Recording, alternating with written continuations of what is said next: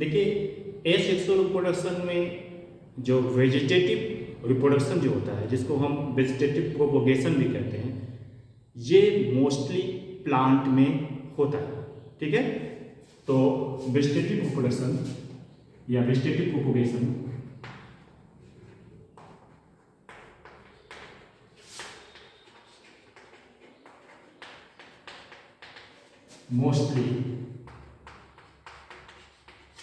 mostly reported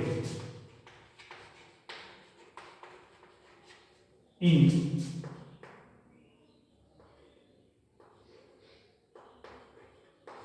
plants। ठीक है, देखिए वेजिटेटिव रिप्रोडक्शन में न तो स्पोर का फॉर्मेशन होता है, न ही सीड का कोई इन्वॉल्वमेंट होता है, न भी कोई स्पेशलाइज ऑर्गन का इन्वॉल्वमेंट होता है। ठीक है, सिंपली जो प्लांट के पार्ट होते हैं वही रिप्रोडक्शन में पार्टिसिपेट करते हैं।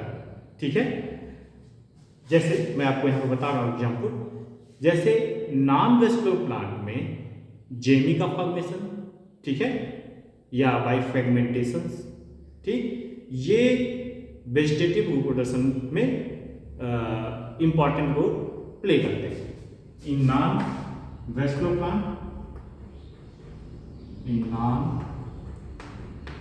वेस्कुलर प्लांट्स जेमी, ठीक है, या बाय फ्रेगमेंटेशन,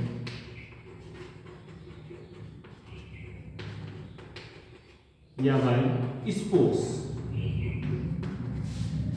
एसेक्सुअल रिप्रोडक्शन होता है। ठीक है, तो अब यहां भी एक चीज आता है कि ये नॉन वेस्कुलर प्लांट क्या होता है। देखिए नॉन वेस्कुलर प्लांट जिसमें जाइलम फ्लोएम नहीं पाया जाता है उनको हम नॉन वेस्कुलर प्लांट कहते हैं।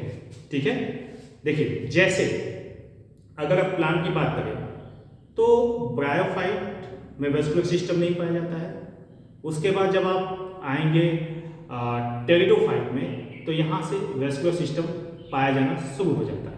ठीक है, यानी कि ब्रायोफाइट के ऊपर टेरिडोफाइट, जिम्नोस्पर्म और एंजियोस्पर्म, ये तीन ऐसे कैटेगरी होते हैं, ऐसे क्लास होते हैं जिसमें कि वेस्कुलर सिस्टम पाया जाता है, यानी जाइलम और फ्लोएम पाया जाता है। लेकिन ब्रायोफाइट और एल्गी में जाइलम फ्लोएम नहीं पाया जाता, यानी ये नॉन वेस्कुलर प्लांट होते हैं। ठीक है, इसी तरह से जो वेस्कुलर प्लांट होते हैं जिसमें कि जाइलम फ्लोएम पाया जाता है, वहां पर वेजिटेटिव रिप्रोडक्शन रूट, स्टेम और लीफ के द्वारा होता है। तो यहां मैं लिख दे रहा हूं, इन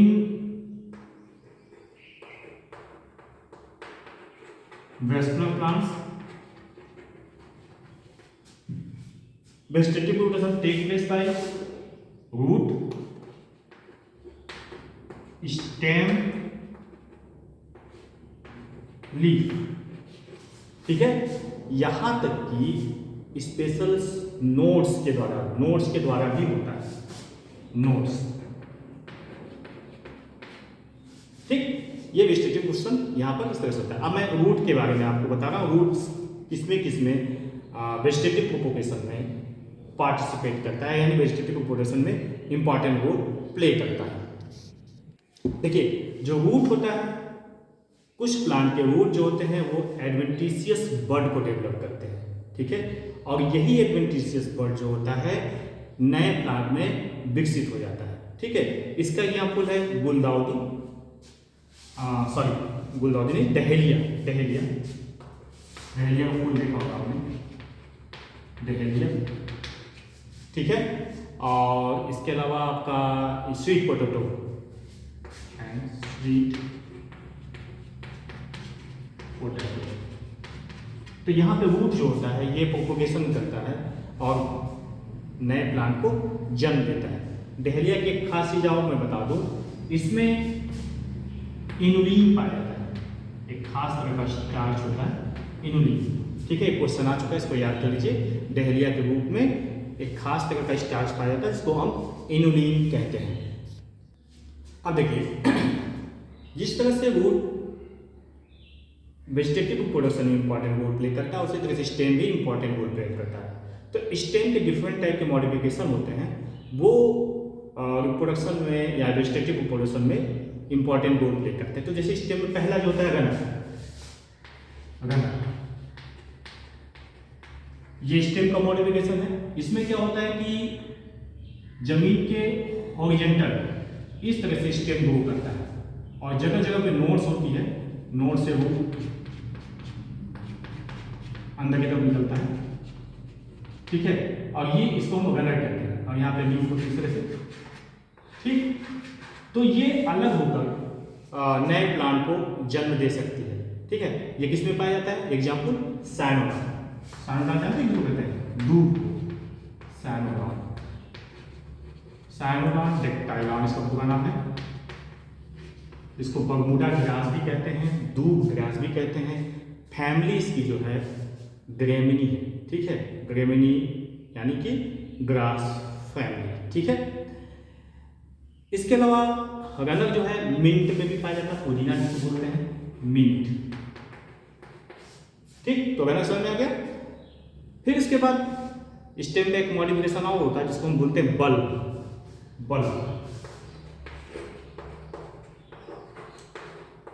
बल्ब में क्या होता है? स्टेम जो होता है वो थोड़ा स्वोलेन होता है, ठीक है।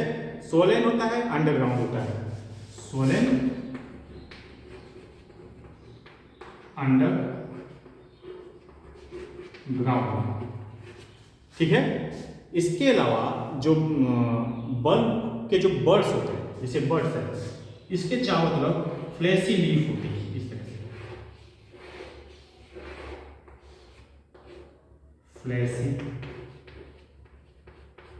लीफ। बताइए किसमें होता है फ्लैशी लीफ?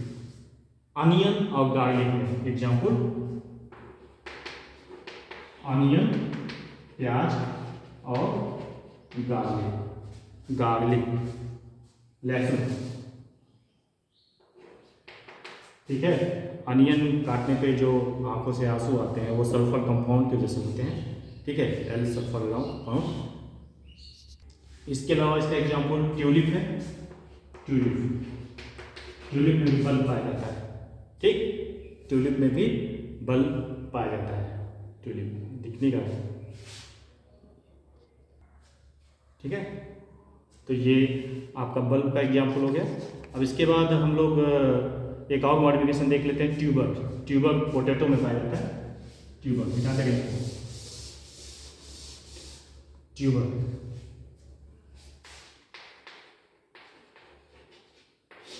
तीसरा है ना, third example potato, Solanum tuberosum बॉटिकल नाम है, ठीक है। तो ट्यूबर भी अंडरग्राउंड स्टेम होता है, सोलेन स्टेम। तो यहाँ पे ट्यूबर में क्या होता है कि जगह जगह पे इस तरह से आई बर्ड्स पाई जाती हैं। आलू में आपने देखा होगा, इसको बोलते हैं आई बर्ड्स, ठीक। यहीं से नए प्लांट का जन्म होता है। तो जब पोटैटो की खेती की जाती है तो करते क्या कि इसको काट के खेत जमीन के अंदर गाड़ देते हैं, इस आई बर्ड से, ठीक है। और इसको जब जमीन के अंदर गाड़ देते हैं तो हर आई बर्ड से नए प्लांट्स निकलते हैं। तो ये वेजिटेटिव प्रोपोगेशन इस तरह से करते हैं, ठीक। देखिए वेजिटेटिव प्रोपोगेशन, और यहाँ पे बात मैं बता दे रहा हूँ कि वेजिटेटिव प्रोपोगेशन का इंपॉर्टेंस ये भी होता है कि जो भी प्लांट बनते हैं वेजिटेटिव प्रोपोगेशन के द्वारा वो जेनेटिकली बिल्कुल सिमिलर होते हैं, ठीक है। मतलब अगर इस आलू को काट के अलग अलग बर्ड इसका कर दिया जाए, ये बर्ड अलग कर दिया जाए और उन सबको जमीन में गाड़ दिया जाए तो सबका जेनेटिकल कॉम्बिनेशन एक जैसा होगा, यानी जेनेटिकली सिमिलर होते हैं, ठीक है। तो वेजिटेटिव प्रोपोगेशन का फ़ायदा यही होता है कि इसके द्वारा रिप्रोड्यूस किए गए प्लांट या बनाए गए नए प्लांट या जनरेट किए गए नए प्लांट अपने पेरेंट से बिल्कुल एग्जैक्ट कॉपी होते हैं, यानी जेनेटिकली सिमिलर होते हैं। तो आप एकदम प्योर वेराइटी को प्राप्त करते हैं या प्योर वेराइटी को कंटिन्यू करते हैं, ठीक है। क्योंकि बाहर से किसी तरह की जीन का कंटेमिनेशन वेजिटेटिव रिप्रोडक्शन में नहीं हो पाता है, ठीक। नेक्स्ट एग्जाम्पल है स्टेम मॉडिफिकेशन का, जो कि रिप्रोडक्शन में पार्टिसिपेट करता है, वो है राइजोम। राइजोम भी अंडरग्राउंड स्टेम होते हैं, ठीक है, जिसमें कि नोड इंटरनोड पाई जाती हैं, जैसे कि आपने देखा होगा नोड इंटरनोड बनाना में, अदरक में, जिंजर, ठीक है, अंडरग्राउंड हॉरिजॉन्टल स्टेम, ठीक है, इसको हम राइजोम कहते हैं। इसके अलावा नेक्स्ट एग्जाम्पल है मॉडिफिकेशन का शक्कर, बिठा देता हूं शक्कर, ये पांचवा, चौथा पचास।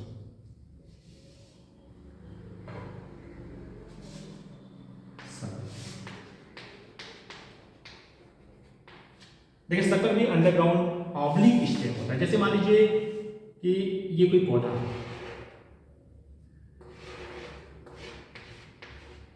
ये कोई पौधा है, प्लांट है कोई, इसकी लीफ है इस तरह से, ठीक, और ये मिट्टी और यहाँ पे जड़ है। अगर डायग्राम है भाई समझ लीजिएगा, तो यहां से ऑब्लिक स्टेम निकलती इस तरह से अंडरग्राउंड, ठीक, ऑब्लिक स्टेम, और ये नया प्लांट बना लेती है, ठीक। अगर हम इसको कट के अलग कर दें तो ये नया प्लांट हो जाएगा। इसी ऑब्लिक स्टेम को हम क्या कहते हैं, शक्कर। इसका एग्जाम्पल है गुलदाउदी, क्राइसेंथेमम। गुलदाउदी is the national flower of the Japan, ठीक, क्राइसेंथेमम।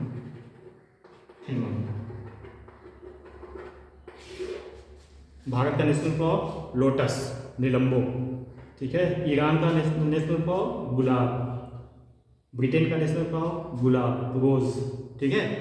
अब इसके बाद देखिए ऑफसेट आता है, नेक्स्ट ऑफसेट, मिटा देगा। ऑफसेट में क्या होता है, बंच ऑफ लीफ जो होती है, इन दोनों को इंटरकनेक्ट करने वाले, तो हम ऑफसेट बोलते हैं, ऑफसेट। जैसे मान लीजिए बंच ऑफ लीफ है,